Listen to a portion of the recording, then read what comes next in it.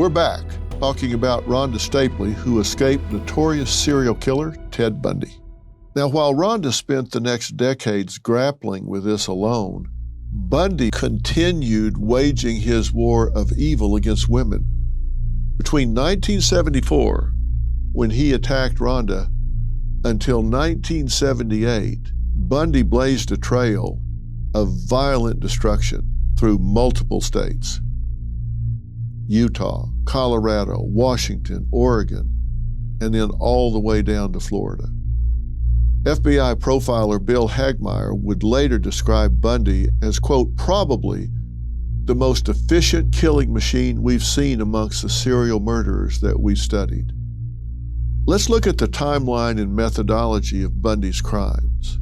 They largely correspond to his rape and attempted murder of Rhonda and establish his pattern.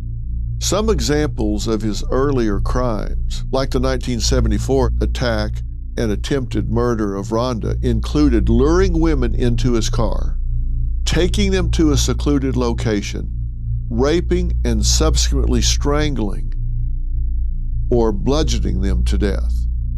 Now, in this regard, he's not all that unusual from other serial killers. We'll talk more about how he does differ, but in terms of this, it doesn't differ that much. I mean, think about it. They have a pattern, an MO, of how they get their victims into a vulnerable position, take them to a secondary location, and do what they do. On other occasions, he broke into homes at night and bludgeoned, maimed, strangled, and sexually assaulted his victims in their sleep. Again, when they're vulnerable. They're asleep. He leaps upon them when they have no ability to defend themselves and immediately puts them into an altered state of consciousness. He hits them in the head or something where they're dazed and confused and they can't fight back. He gains the upper hand through the element of surprise. Obviously, the most cowardly thing you could possibly do. And it's always, of course, women who he is physically superior to. Cowardly, cowardly, cowardly. By the time authorities were on the scene, Bundy was gone, on to his next destination like a shark that just keeps swimming. Knowing what Bundy did makes your skin crawl.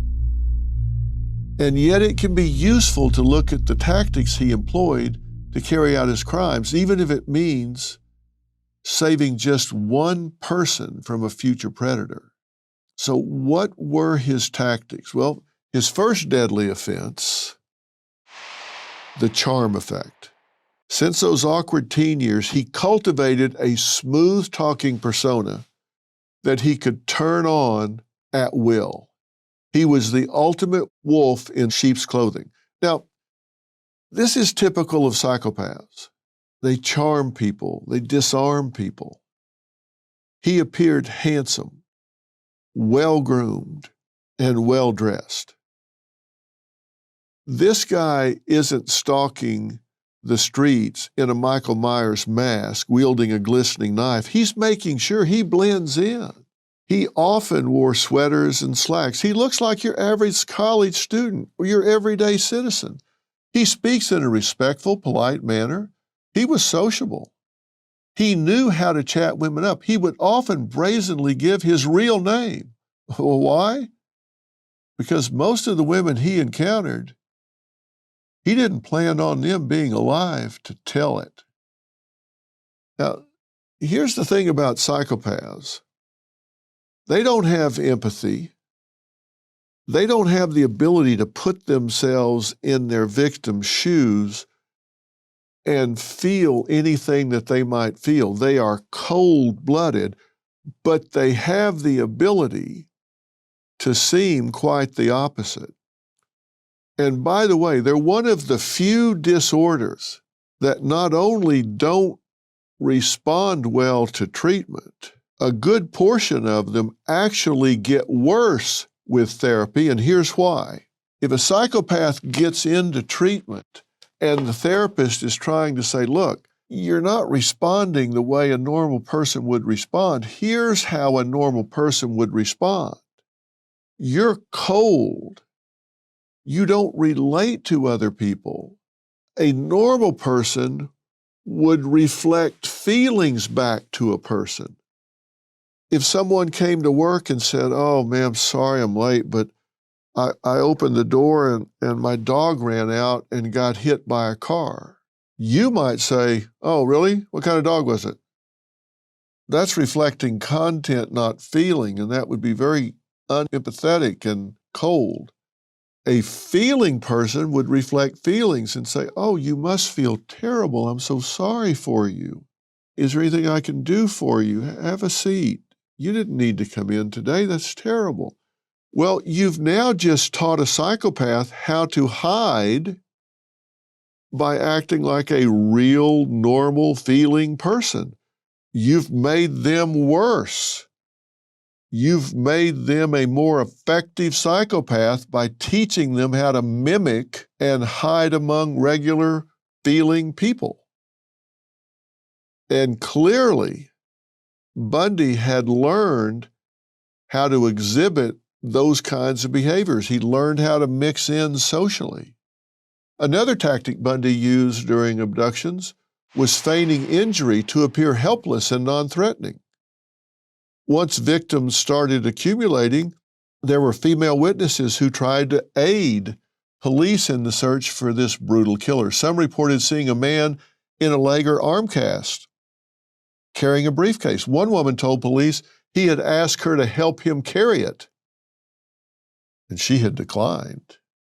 So clearly, Bundy was manipulative, but he understood what people responded to. He was clearly a psychopath. And we know people with that diagnosis struggle to empathize. They don't feel remorse, but they can also learn, as I said, if they get into therapy, they can mimic those emotions and prey on the feelings of others. That's how they hide in plain sight. He knew that appearing wounded would tug on female heartstrings. Now, in Rhonda's case, he had preyed on the fact that she needed a ride. But by typically casting himself as the one in need, it's easy to see why he served as compelling bait. Imagine you're a woman and you see a good-looking man struggling to get his groceries into his car with one arm in a cast. It's natural you'd want to help. How could he hurt you? He has a broken arm. Then once you're in that car that has no handle to open your door, he's got you. And that cast on his arm becomes a club. Mission accomplished. Bundy was chameleon-like. He would change his hairstyle, sometimes long, then sometimes short. He would change his style, where he parted his hair, comb it back, comb it forward. Sometimes he would grow a beard or a mustache. And he would don disguises. It was reported he would dress up like a cop or other authority figures on occasion. It was just the absolute worst, but effective to ensnare his victims. The goal was to make a woman feel comfortable enough to be alone with him. And once he had them alone, bang, he'd go in for the kill. It was said that even his eye color could change depending on his mood. Remember when Rhonda remarked that his eyes looked black and lifeless and cold during her attack? His own cousin actually caught this happening to him once when she watched him slow dance with her roommate. She said she had her head on his shoulder and he was looking down on her. He looked so mean and angry, his jaw was clenched and his eyes, normally a really deep blue or bright blue, were completely black. They changed in color. She said, I've since found out that pupils can dilate in anger. And I yelled out, Ted, are you okay? I had to stop the record and yell again, and all of a sudden he was like, oh, everything is fine. He said he had to go and left, She said, "I never forgot that incident because it was so out of character." Coming up, the story of Ted Bundy just gets stranger.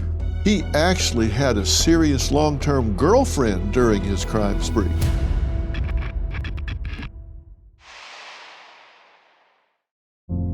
Have you heard about the so-called silent tax? It could be the biggest threat to your savings in 2025. I'm talking about inflation, out-of-control prices, a shrinking dollar, and less buying power for hardworking people like you. I trust Preserve Gold to safeguard my accounts, and I urge you to do the same. They're the only precious metals company I recommend.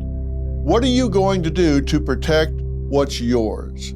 Text Dr. Phil to 50505 to get your free Precious Metals Guide from Preserve Gold. With gold prices recently breaking records and analysts predicting this trend to continue through 2025, you cannot afford to wait.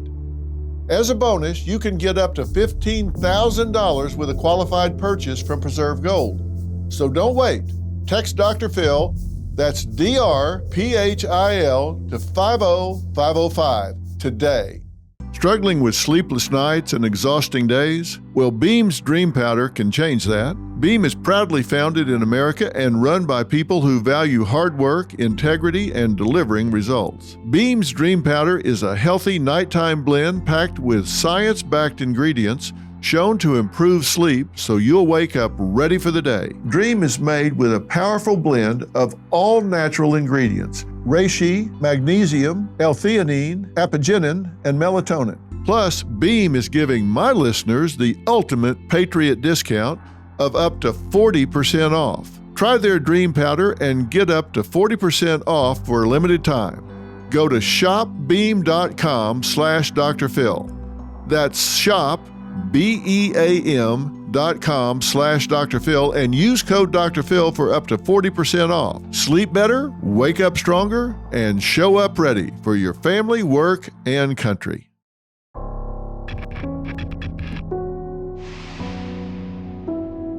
Anyone in Bundy's day-to-day life who saw that carefully crafted mask of his drop was terrified. His true self shook people to the core, and he knew he had to hide that Mr. Hyde side of his personality. Why? Because I believe it was pure evil. There's a certain degree psychologically that's pathological, but then there is just evil. And that goes beyond pathology. It's just evil.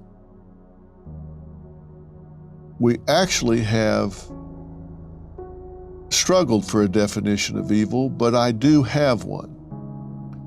The quality of being morally bad, wicked, intentionally cause harm, misfortune, disaster, or calamity. And the key word in that definition is intentionally. The quality of being morally bad and wicked and intentionally cause harm, misfortune, disaster, or calamity. And that's how I see Ted Bundy.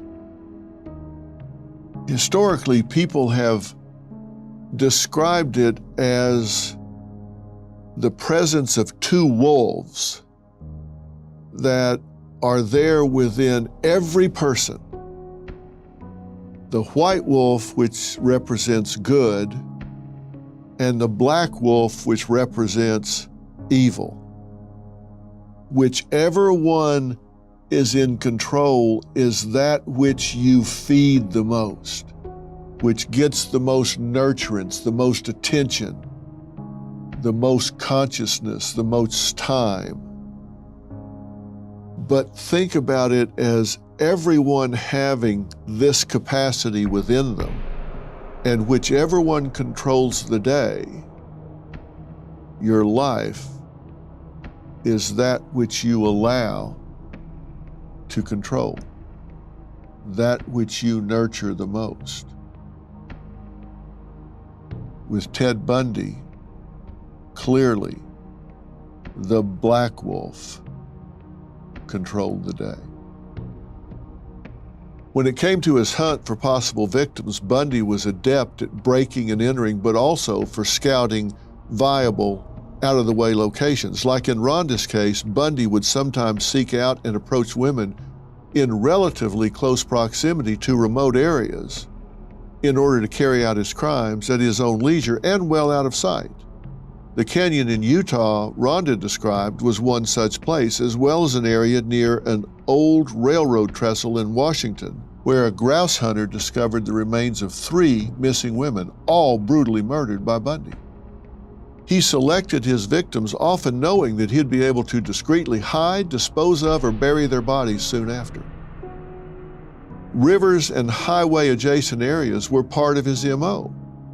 Now think about that.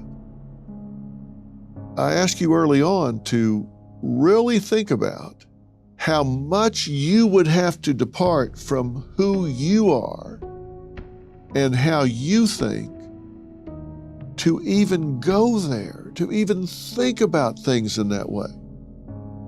As if it isn't alarming enough to know we have this kind of person walking among us, the story of Ted Bundy just gets stranger.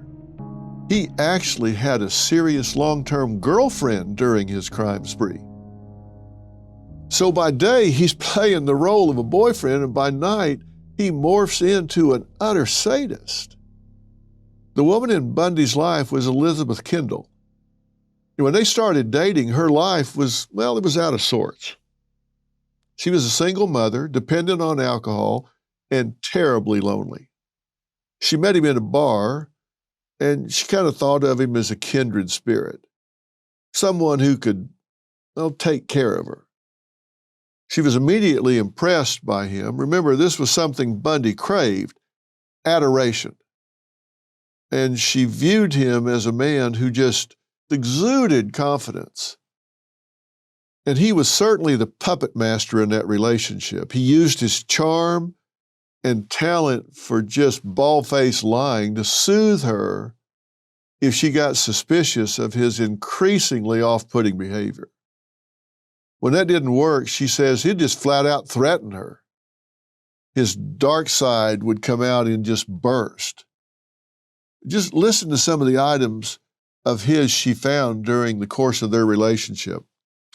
A meat cleaver in his drawer, it had never been used for cooking, a surgical glove, a bag of plaster of Paris, which he admitted to stealing from a medical supply house, a bag of women's clothes, an oriental knife that he kept in his glove compartment.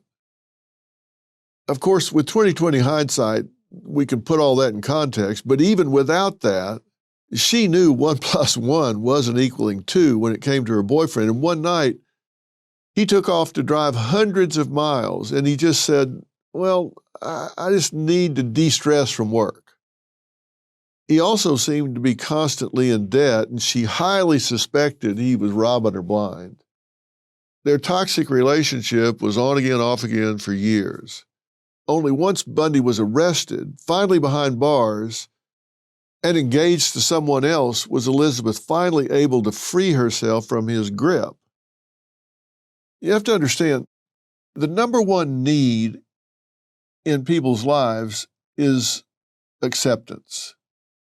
If you're a single mother and you're struggling, you've got a problem with alcohol, you're not fitting in well, and then here comes this good-looking guy, and he starts doing what psychopaths do. They start love-bombing you, and they're reading you and feeding into your insecurity and telling you everything you want to hear, lying to you. And by love bombing, I mean, they just come on so strong. You are so wonderful. You're so beautiful. I love you so much. I can't live without you. Where have you been all of my life? I need you so bad. You're everything I've ever wanted. Just on and on and on. They just get swept off their feet. And then at that point, once he knows he's got you, then he'll start the abuse, the deception, the narcissism, using and abusing because he knows he's got his grip on you. Elizabeth recalled that throughout their relationship, he would have times where he just shut down on her for periods of time, withdrew. And this push and pull tactic can really be addictive to someone that has inferior feelings and insecurity. It's like you're addicted and you just can't let go. That's how he manipulated her. He made her want more and more and more. But he never gave her everything that she wanted because he just used her. She was a perfect place to hide, right? And she was the perfect person for him to use. It's easy to say, how could she stay? But it's 2020 hindsight. We know all of this now. But she was just a vulnerable woman that he could con. Coming up, as calculated as he was also increasingly brazen in his crimes. And his incessant thirst to rape and murder intensified.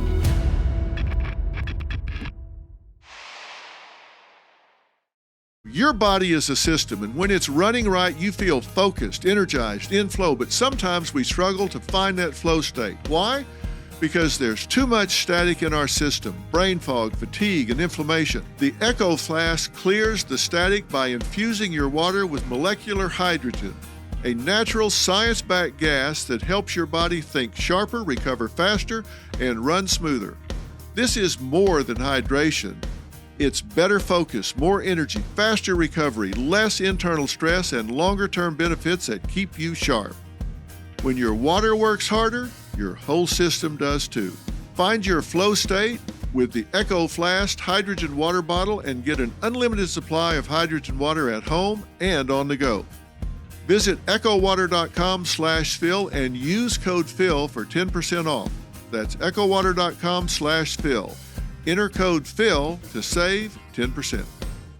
The next time you gather with family, enjoy Balance of Nature supplements as an addition to your favorite dishes. Our veggie supplement, made from 15 ingredients like garlic, onion, and cayenne pepper, can easily be opened and added to your favorite dishes like homemade soups or dips. Not to mention our fruits supplement, which is made from 16 ingredients like banana, strawberries, and mango, making it a great addition to your homemade smoothies. Start your journey with Balance of Nature. Call 1-800-246-8751 or go to balanceofnature.com to get a free fiber and spice supplement, plus 35% off your first preferred set as a new preferred customer with free shipping and our money-back guarantee. Go to balanceofnature.com or call 1-800-246-8751 and get this special offer by using discount code Dr. Phil. That's DRPHIL.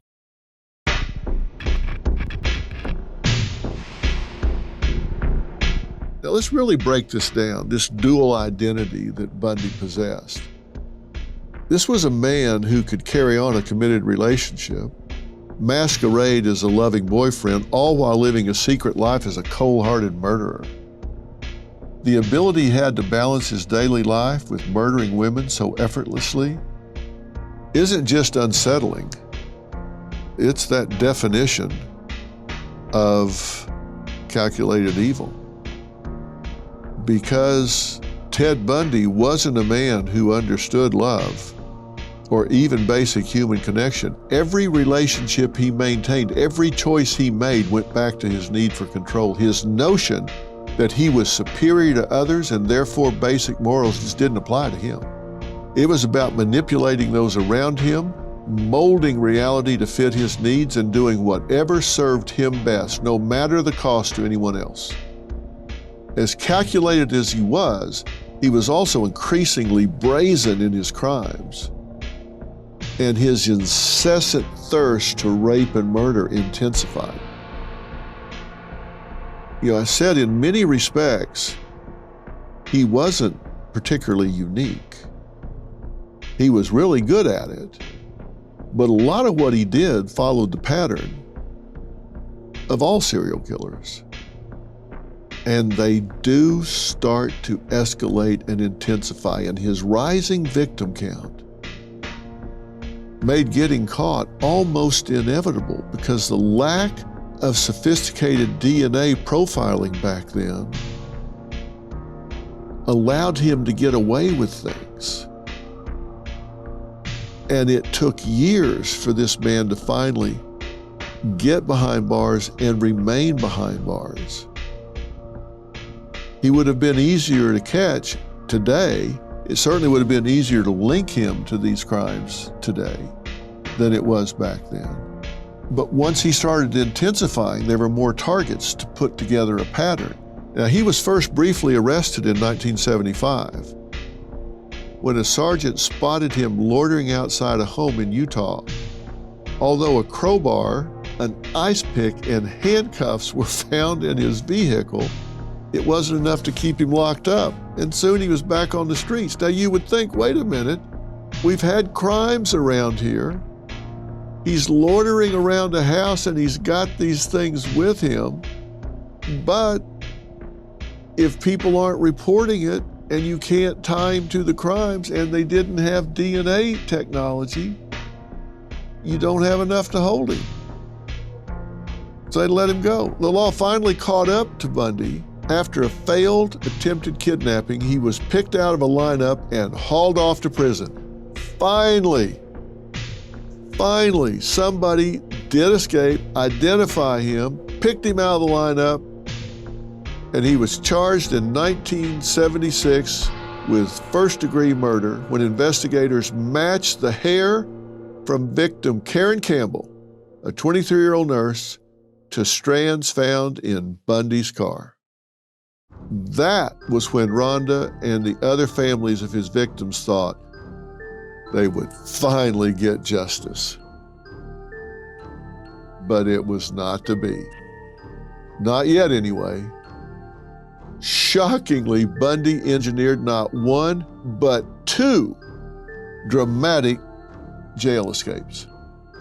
Because Bundy was aiding in his own defense, a judge allowed him access to the courthouse law library, unshackled.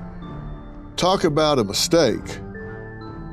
Bundy later admitted he had often thought about escaping but wasn't sure he had the guts.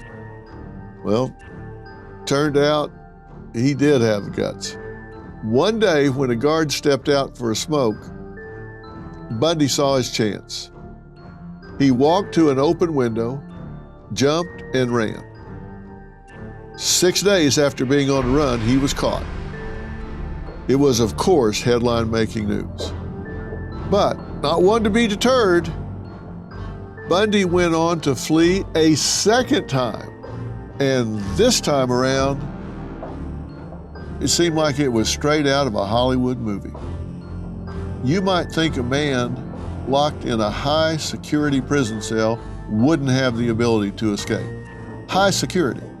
But this is Bundy we're talking about, and he had plenty of time to plot and go back to his methodical roots.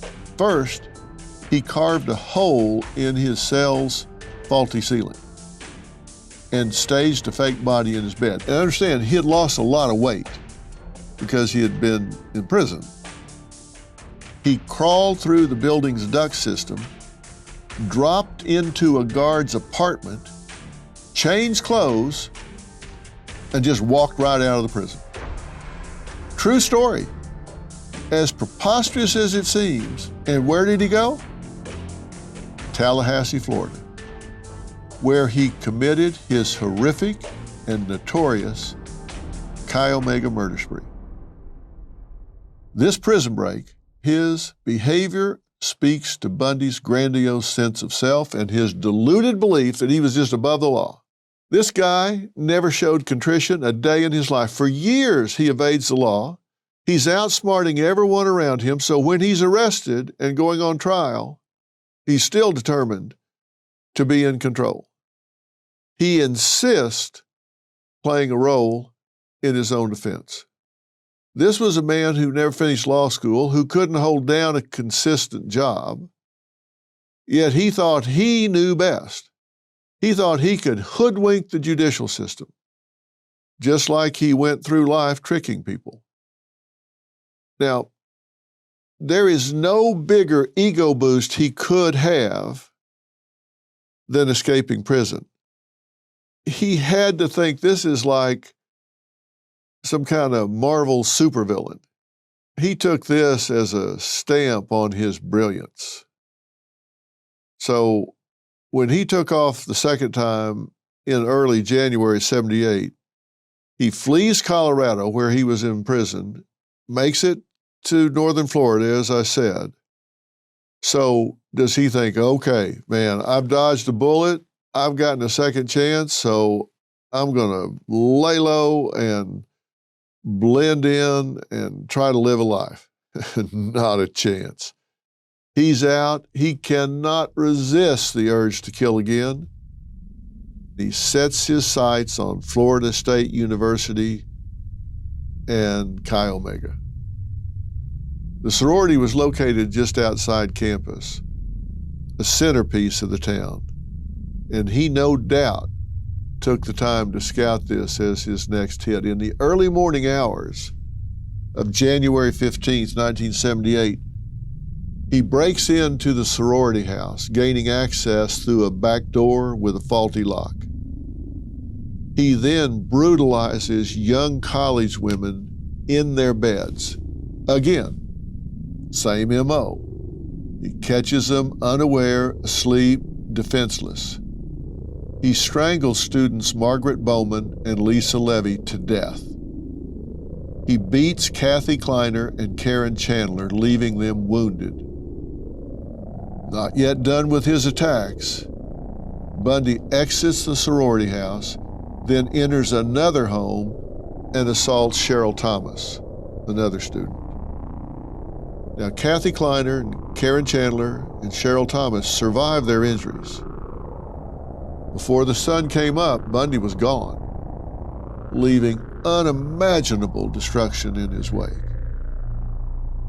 Now, the brutality, the number of women he murdered and harmed in succession was clearly a psychopathic frenzy. Raping, maiming, murdering was how Bundy sought this release of all of this pin-up energy that seemed to build up while he was in prison. So this was his sick way of making up for lost time. He wants to cause as much mayhem as possible and as quickly as he can. It's like a feeding frenzy. People would say, well, was he just insane? You know, having been trained in forensic psychology, I often had to make a distinction between the irresistible impulse versus the impulse not resisted. Now think about that. The irresistible impulse, where no matter what, you cannot keep from doing it, versus the impulse you just choose not to resist. And people can debate till the cows come home, which is it with Bundy? Was this an irresistible impulse that he was so sick, so evil, so demented that he was just possessed? Or was this just an impulse he chose not to resist? I can tell you one thing for sure, these women could care less. What they know is that he did what he did. And this particular attack on these women is just as terrifying as it gets. He comes into their home while they're sleeping and just unleashes on them things only the sickest mind could think of. He beat Margaret Bowman with a piece of wood and choked her with a nylon stocking. He beat Lisa Levy unconscious, even bit her on the buttock, then sexually assaulted her with a hairspray bottle. Authorities later matched Bundy's dental imprints with the bite. Even this attack wasn't enough to satiate his violent fantasies. While still on the run, he took to the streets and claimed one final victim, a girl who was only 12 years old. a 7th grader named Kimberly Leach. She was allegedly his youngest victim, but do we really know? A week later, Bundy, now on FBI's most wanted list, was finally apprehended during a dramatic traffic stop. And this time, for good. He would go on to capture national attention during the trial for his Florida rampage. It was the first trial to be televised, igniting a media frenzy and setting the stage for the era of true crime sensationalism. Of course, Bundy wasn't going to go quietly into the night. He rejected a plea that would spare him the death penalty. No longer able to commit crimes, this trial was Bundy's last hurrah. True to his nature, he made these proceedings and himself a spectacle. After everything he had done, all the pain and suffering, he had the audacity to complain about his jail cell conditions. He quarreled with his counsel about their legal strategy. He even put himself on the witness stand and referred to himself in the third person. His psychopathic, narcissistic megalomania was clearly on display. You know, it's often said that a lawyer who represents himself has a fool for a client. Truer words could not have been spoken. This mastermind criminal couldn't get himself out of this one. The jury deliberated just 7 hours before finding Bundy guilty on all counts. Soon after he was sentenced to death, when I sat with Rhonda, I asked her what it was like to experience that full circle moment, to know for certain that the man who had hurt her and so many other women was at last going to be stopped once and for all. How did you feel when he was arrested? When I saw him on TV, and then I knew his real name was Ted, that's when I knew that he was my bad guy, and I knew their monster was my monster. In a powerful moment during our conversation, Rhonda stared at the TV monitor that showed a frozen image of the man who once almost ended her life. And in that instant, this woman who had endured lasting wounds, physically, mentally, emotionally, who had lost a part of herself, saw him for what he was. Nothing. What do you see when you look at that face now? What a waste. His whole life was about hurting people and causing pain and suffering, and he looked so normal. In fact, Rhonda had not let this man ruin her. In spite of what he did to her that fateful night, in spite of the psychological scars she carried, Rhonda managed to lead a full life. She married, had 2 daughters, many pets, a career as a pharmacist. But while she confided in her husband that she had been raped and he was very supportive, she never gave him specifics, nor did she mention that cursed name, Ted Bundy. But in 2011, after Rhonda had an experience at work of being bullied, it seemed like all the memories came rushing back and her pain was too great to keep a secret any longer. She knew she had to get help and that it was now or never. I started having flashbacks and memories and panic attacks and nightmares. And being a victim is a very lonely feeling because you feel like you can't really tell people and nobody would really understand because nobody has experienced what you have. How dark did this get for you in the aftermath? Very dark. The darkest was probably when I realized that all those other people may have lived if I had come forward. I realize now through therapy I don't need to feel guilty about that because he was Ted Bundy and he would have killed people whether they were the Utah people or not. If you could talk to 21-year-old Rhonda, what would you say to her then? It's not your fault, Rhonda. And you were the same person that you were before. You're not damaged, and you didn't ask for it. You're not stupid. As I told Rhonda during our sit down, there are only two things we can do with our trauma. We can allow it to eat away, just chew us up over time, or we can use it as a tool to help ourselves and to help others. That's exactly what Rhonda finally found the strength to do. Initially, she started journaling as a form of therapy, but as she wrote about her abduction, rape, and attempted murder, she realized that if writing about her gruesome experience helped her cope, it might also help victims if she shared her story. In 2016, she released her memoir, I Survived Ted Bundy, The Attack, Escape, and PTSD That Changed My Life. So what do we make of this?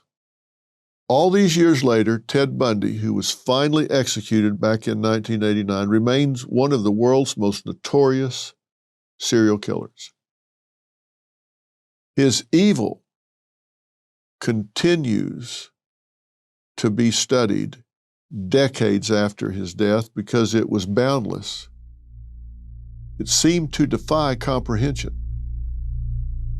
Studies of his psyche and serial murders continue to influence forensic psychology. While awaiting, Bundy spent his remaining days interviewing with investigators and analysts who tried to make sense of him. American psychiatrist Hervey Cleckley, known as the father of psychopathy, due to his advancements in his study, formally diagnosed Bundy as a psychopath after extensive testing and interviews. Throughout his many interviews, including in the famous Ted Bundy tapes, Bundy fit what we call the dark triad. This is made up of three characteristics: Machiavellian, psychopathy, and narcissism. As if that wasn't enough, he was also diagnosed with necrophilia, paraphilia, a condition characterized by abnormal sexual desires typically involving extreme or dangerous activities, and sadism. To the bitter end, Bundy would toy with interviewers, changing his stories, confessing to only certain murders, and in general attempting to continue his game of mental chess as he sat otherwise powerless in a cell. But while Bundy remains a despicable criminal to the end of time, he does not get to define the women he brutalized and murdered. These were women with full lives, hopes, and aspirations before he came along, who will be remembered by those who loved them. Rhonda, by some combination of miracle and quick thinking, got away from this man, a man who was ready to end her life before it truly began. I have to say, I was proud to meet her, and I hope you've gained something from her inspiring story. I certainly did. That's this week's episode of Mystery and Murder. We'll see you next week with an all-new episode, with an all-new story. Stay safe.